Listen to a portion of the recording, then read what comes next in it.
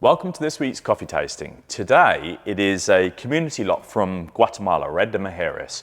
Mixed cultivar, grown between 1700 and 1900 meters above sea level, and a coffee that is pretty dense. Small beans as well. So my roast approach today was to try and accentuate the fruit characters within this cup.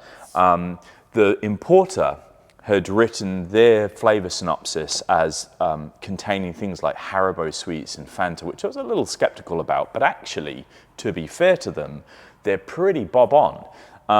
And so much so that I've been able to carry those forward into our roast notes as well. Anyway, so washed coffee from Guatemala. This required an awful lot of heat up front. So in the Probat, which I'm still roasting on, it was a charge temperature for those who roast at about 200 degrees Celsius. Well, not about, exactly 200 degrees Celsius. And that's on our bean probe. The exhaust temperature at that bean probe reading is 210.5 degrees Celsius. It depends a little bit on the time of day. Anyway, 200 degrees drop temperature on our bean probe, and then straight into gas. So this, I roasted at 95% gas, gave myself a touch of headroom just in case the other batches needed that pep up and headroom in the early part of the roast. This then had 95% gas all the way through to about 155 degrees Celsius, at which point I then started tapering away the gas through to first crack, which happened at 9 minutes.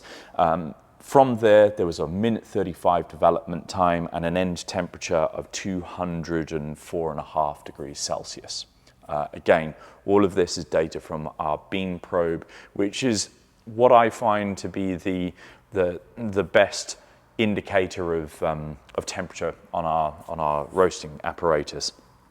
So lots of that temperature early on. Really wanted to try to maximize the solubility potential of these very hard beans.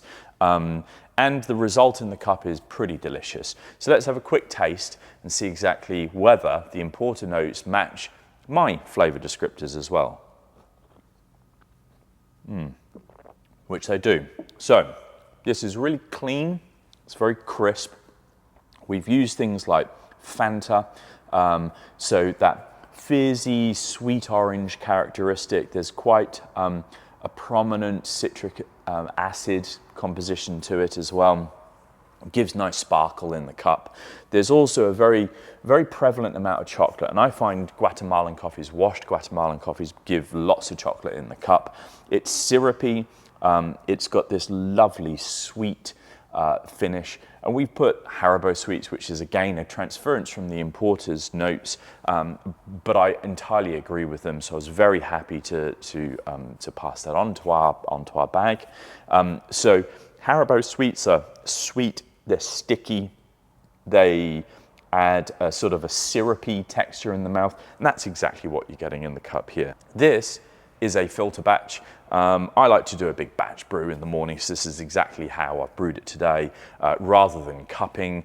And it's an absolute delight. I think this is going to be really well suited to batch filter brews. So if you run a cafe, this would be a fantastic coffee for you to have. And actually, there is a cafe on the marina that has just taken receipt of this now for their batch brews for the next week or two. Espresso brewing, yeah, I think you could probably work with this on espresso. There's good solubility, so you will be able to get something out of it. Be mindful of the acidity. There is quite a prominent citric acid component to it. It is controlled and it is picked up by that syrupy body, but it will have a sparkle in the cup if you like espresso. It will work with milk though, and it'll be super sweet as well. Anyway, to recap, washed mixed cultivar lot from Guatemala. Roasted pretty hard and fast to try and emphasize the solubility and get all that fruit character in the cup. It tastes of fizzy, sweet orange such as Fanta. There's lots of chocolate and a very sweet, syrupy texture on the finish. I hope you enjoy the coffee. Go buy it.